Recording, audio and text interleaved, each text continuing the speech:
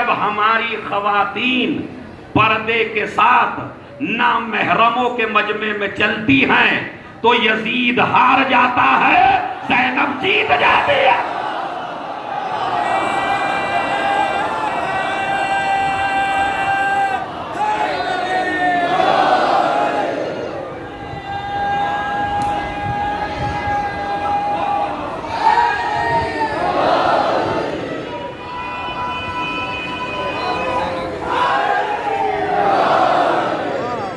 इससे बड़ी तबलीग मुझे कुछ नहीं करनी है।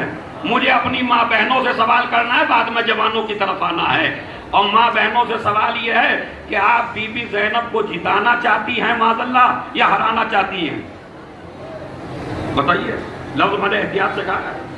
जनाब ज़ैनब को जिताना चाहती है ना मेरी माँ बहन, तो बस तुम्हें जिताने के लिए कुछ करना नहीं है।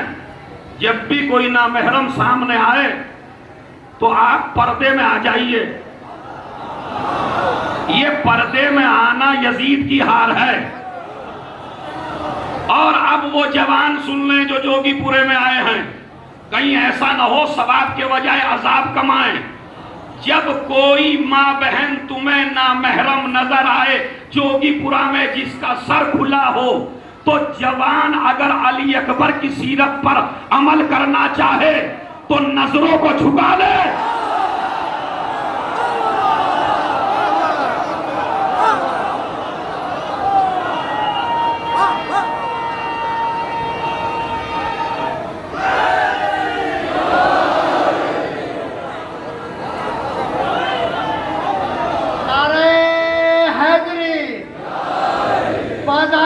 करती है जो चेहरे की नुमाइश, शहदानियों क्या याद तुम्हें कूफा नहीं है?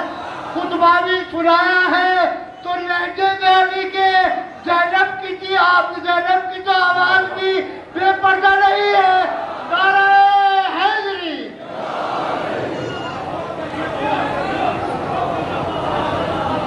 और ये भी सुन लीजिए, अब तुम्हें भी तो कह दूं, जवानों मर्द बनो। मर्द वो होता है जो बेगम को नंगे सर कहीं न ले जाए।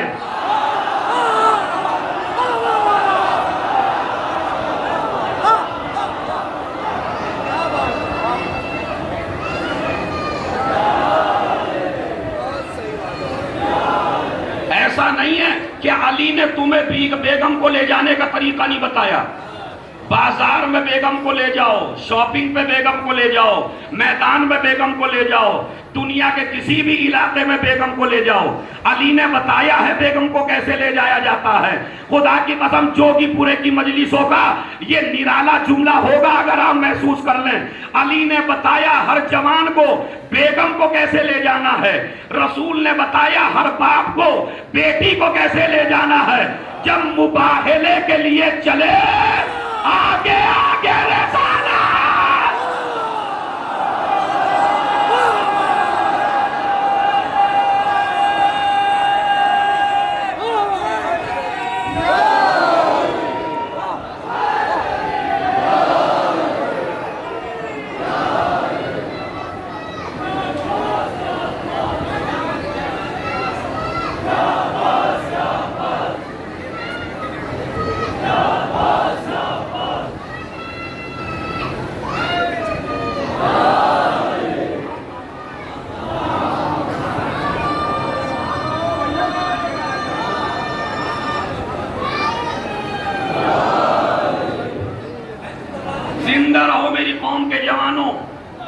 आबाद रहो मेरी कौम के जवानों। अली ने कैसे बताया? अली ने बताया बेगम को कैसे ले जाते हैं। रसूल ने बताया बेटी को कैसे ले जाते हैं। पहले रसूल कदम रखते हैं, बाद में ज़हरा कदम रखती हैं, ज़हरा के कदम पर अली कदम रखते हैं। अरे माँ बहनों सुनो तो फातिमा क्या है, 2 कदम पीछे हट जाए तो इमामत से मिल जाए, 2 कदम आगे बढ़ जाए तो रिसालत से मिल जाए। मगर रिसालत के कदम पे फातिमा ने कदम, फातिमा के कदम पे इमामत ने कदम, ताकि जहरा का निशान कदम इतना मुकद्दस बन जाए, न जमीन वाले देखने पर न आसमान वाले।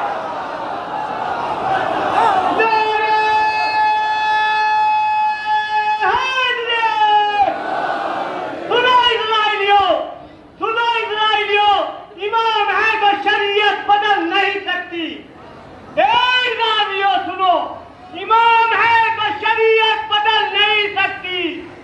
ये फैसला कोई ताकत बदल नहीं सकती। और तुम्हारे तीर है कमजोर, तुम्हारे बम बारूद है कमजोर, टूट जाएंगे, मगर इमाम की नीयत बदल नहीं सकती। नारे हैदरी। आखिरी जुमला पर्दे का कह के और अपने मौजू को आगे बढ़ाते हुए, ताकि इस उन्वान की लाज तो रख ली जाए कि इस्लाही मजालिस हुई हैं। पहले अपने घर की इस्लाह करिए, बाद में दूसरे की इस्लाह करिए। पहले अपनी बेगम पे कंट्रोल करिए, बाद में दूसरे पे एतराज करिए। चाहे मौलवी हो, चाहे शायर हो, चाहे मरसिया खान हो, अहले बैत ने बताया पहले अपना घर देख, फिर दूसरे का घर देख। और अब बात यहां तक आ गई, जब आ रहे थे तो तरतीब ये थी, मगर अब जो मुबाहिले में बैठे तो अब तरतीब बिल्कुल अलग हो गई। अली को आगे बिठाया,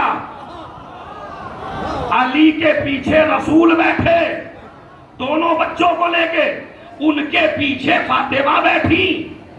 अरे कमाल की बात है भाई, खुदा की कसम नस्लों तक याद न रहा तो मैं भी खिताबत छोड़ दूं।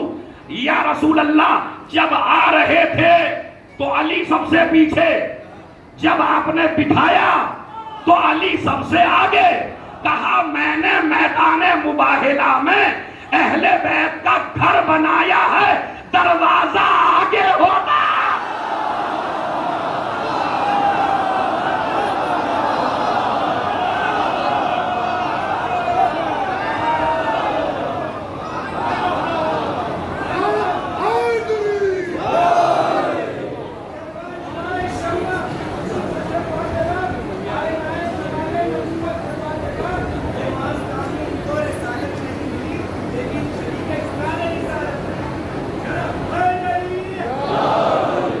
पहला मसला औरतों को ईमान बचाना है, दूसरा मसला जोगीपुरे में जवानों को ईमान बचाना है। अब तारीख का नसीम भाई, इसकी क्लिप बननी चाहिए हमेशा हमेशा के लिए। जब एक लड़का ना महरम को देख के अपनी नजरें नीची करता है तो ये नजरें नीची नहीं करता, ये अल्लाह का सजदा करता है। अरे भाई,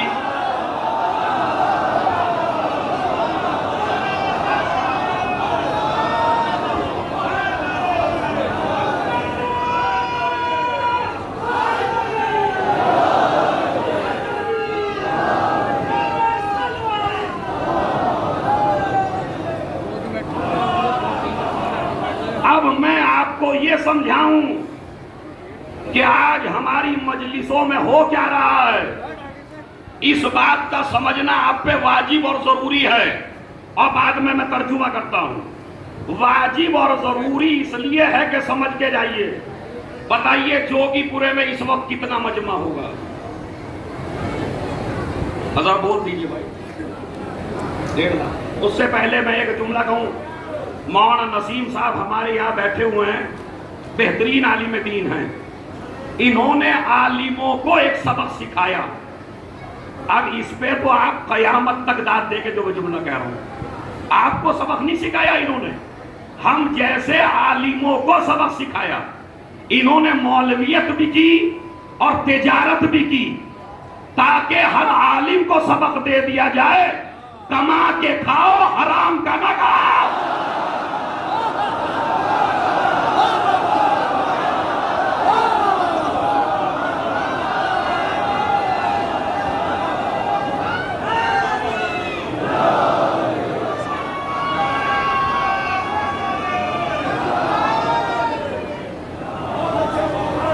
जरा एक सलावत ऐसी पढ़ते हैं कि मौला अली सुन लें आपका नारा।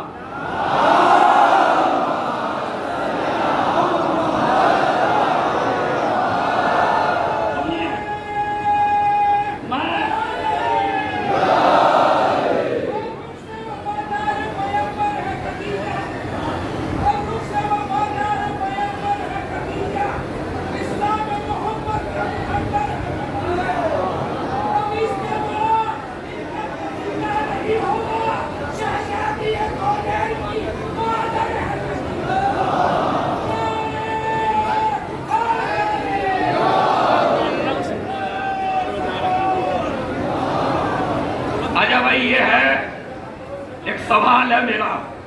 अभी माशाल्लाह बहुत मजलिसें होंगी और बहुत जाकिर भी हैं, तो अगर मैं हाथ जोड़ के कहूं मुझे ही पढ़ने दे तो मैं आपको नाराज नहीं करता। ये तो आपकी मोहब्बत है जो आप इस तरह मुझे सुन रहे हैं, वरना मैं तो दरवाजा मौला अली का और आपका नौकर हूं। मगर जुमला आप सुनिए, आजकल ये चल रहा है थोड़ी देर के लिए, एक मैसेज देना है पूरी मजलिस को। होंगे तकरीबन 15-20 हजार या ज्यादा जोगीपुरे में इस वक्त 1.5 लाख, चलिए 2 लाख मान लीजिए। अब ये बताइए मजलिस में कितने हैं?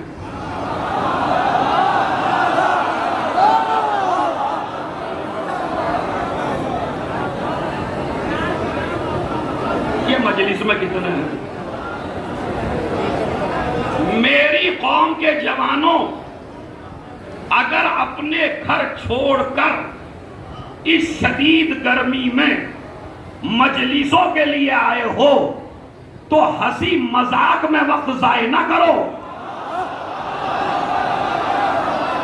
मजलिसों में आके बैठो, टेंट में बैठने के लिए नहीं आए हो, हंसी मजाक करने के लिए नहीं आए हो। ना महरम से हंसी मजाक की जगह नहीं है ये अपनी इस्लाह की जगह है। जब आ ही गए हो, मगर ये तो हो रहा है मुहर्रम में मजलिस होती रहती है, हमारा जवान गलियों में है। चेहलू में मजलिस होती रहती है, हमारा जवान गलियों में है। आखिर वजह क्या है कि हमारा जवान मजलिसों से दूर होता चला जा रहा है? इस पे गौर करिएगा खुदा की कदम। और मेरे जवानों, अगर मुझे मेरी बात बुरी लग जाए तो मुझे गाली बड़ी तकड़ी सी दीजिए।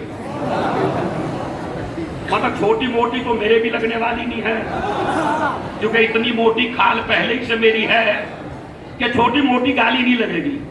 और मैं आपको बता दूं, मैंने गाली को क्यों कहा।